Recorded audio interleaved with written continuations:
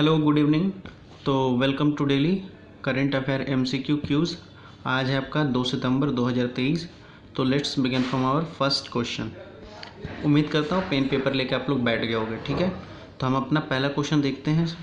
तो देखिए पहला क्वेश्चन जो आपका कहता है ग्रेट स्कीम जो है वो रिसेंटली न्यूज़ में था, वो किससे रिलेटेड है, ठीक। तो पहला आपका है डिफेंस, दूसरा आपका है टेक्सटाइल, तीसरा आपका है टूरिज़्म, चौथा आपका है सुपर कंप्यूटर। 10 सेकंड का टाइम है, आप लोग टिक लगा लीजिए। तो इसका सही आंसर आपका हो जाएगा बी, यानी टेक्सटाइल। इन कपड़ों के लिए ग्रेट स्कीम लाया गया। क्या है ग्रेट स्कीम सर?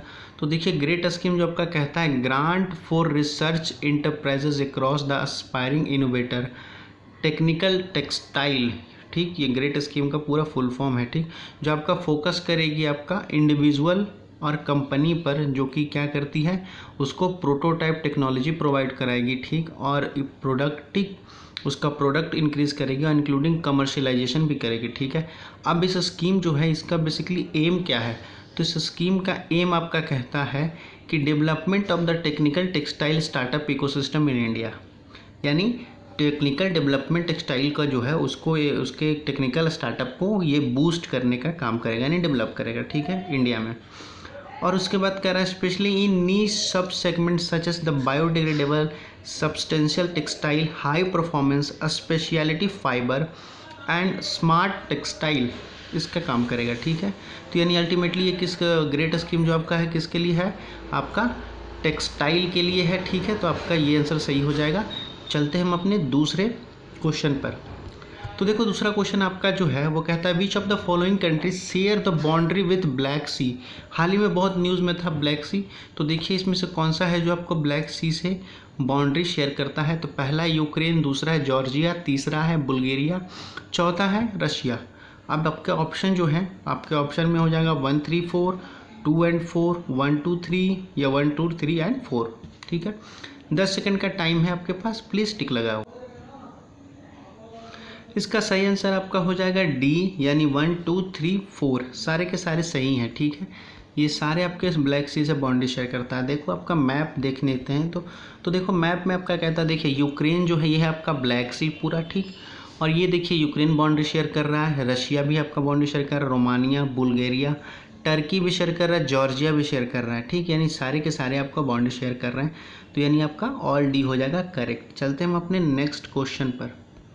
तो देखो नेक्स्ट क्वेश्चन आपका कहता है recently government form the committee to know the availability and simultaneously Lok Sabha and assembly election in a country, the committee headed by whom. हाल ही में देखिए, अभी हाल ही क्या मतलब कल ही आपका क्या है, जो गवर्नमेंट ने एक कमेटी बनाई है, ठीक, जिसमें क्या कहा गया है, लोकसभा और विधानसभा यानी एमपी के इलेक्शंस और असेंबली के इलेक्शन, स्टेट लेजिस्लेटिव असेंबली के इलेक्शन एक साथ करवाए जाएंगे। इसके लिए एक कमेटी बनाई गई है, ठीक। और उस कमेटी को हेड कौन कर रहे हैं? तो आपका उसका क्वेश्चन ऑप्शन है ये प्रहलाद जोशी, ठीक। दूसरा अमिताभ कांत, तीसरा रामनाथ कोविंद, चौथा आपका दिनेश गोस्वामी। 10 सेकंड का टाइम है, प्लीज़ आप आंसर को टिक लगा लो। बहुत ही इंपॉर्टेंट क्वेश्चन है ये।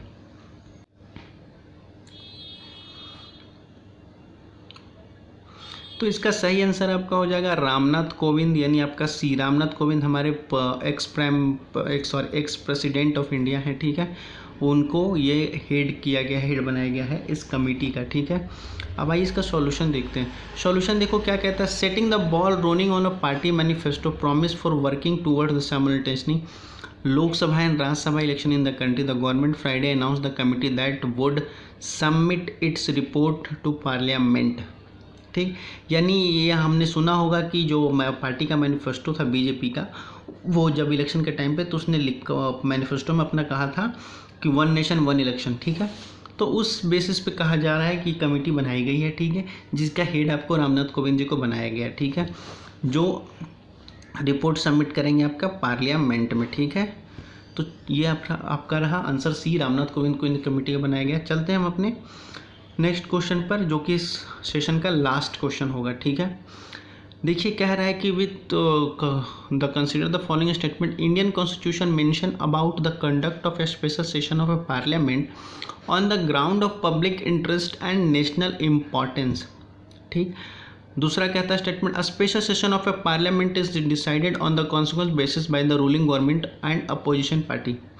इसमें से सही स्टेटमेंट चुनना है। देखिए ये पहला स्टेटमेंट आपका कहता है कि इंडियन कॉन्स्टिट्यूशन में ऐसा मेंशन है स्पेशल सेशन के लिए कि क्या आपका स्पेशल सेशन होगा, उसके लिए आपका मेंशन करने की बात करता है, ठीक है। तो इसका हो जाएगा दूसरा ऑप्शन आपका कहता है कि स्पेशल सेशन जो है आपका डिसाइड किया जाएगा रूलिंग पार्टी और उसके अपोजिशन पार्टी के बेसिस पे, ठीक है। इसमें से आपका सही ऑप्शन कौन सा होगा? तो सही ऑप्शन आपका देखिए ऑप्शन 1 आपका कह रहा है, ऑप्शन पहले देख लेते हैं। दूसरा ऑप्शन आपका कहेगा 2 ओनली, तीसरा ऑप्शन कहेगा 1 and 2 ओनली, चौथा कह रहा है नाइदर 1 नाइदर 2। 10 सेकेंड का टाइम है, प्लीज़ टिक लगा लो। इसका सही आंसर आपका डी हो जाएगा, यानी नाइदर 1 नाइदर 2, दोनों में से कोई सही नहीं है। कैसे सर, कैसे सही नहीं है? तो देखो कहता है क्या है कि रिसेंटली 31 अगस्त को Prahlad Joshi the union minister of parliamentary affair जो हैं उन्होंने ये अनाउंस किया कि स्पेशल सेशन होने वाला है पार्लियामेंट का आपका 18 सितंबर से लेकर के 22 सितंबर 2023 तक, ठीक है। उसके बाद ये कहते हैं कि important item were to be session on the agenda, क्या कहा गया, मिनिस्टर जो कोटेड किए हैं वो कहा गया which the state government would be circulated shortly, बहुत जल्दी ही वो देंगे कि ये किस एजेंडे पे कह सकते हैं सेशन होने वाली है, ठीक है। It is completely discretion of the ruling government to introduce the special session, there is no need to constitution of opposition for a special session, ठीक है।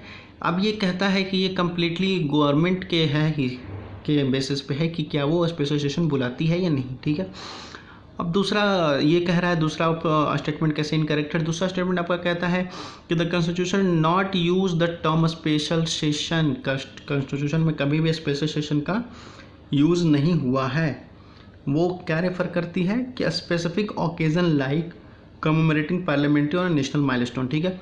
कभी स्पेशल पार्लियामेंट या किसी स्पेशल ओकेजन या स्पेसिफिक ओकेजन पे ये session चालू की जाती है, लेकिन ऐसे कोई स्पेशल सेशन तो वर्ड नहीं दिया गया आपका कॉन्स्टिट्यूशन में, ठीक है। तो ये रहा आज का पूरा करंट अफेयर MCQ क्विज़। आप लोग का जितना स्कोर हुआ होगा प्लीज़ बता दीजिएगा, हमें मोटिवेशन मिलता है। और वीडियो अच्छा लगा तो लाइक एंड सब्सक्राइब करते रहिए, पढ़ते लिखते रहिए। धन्यवाद।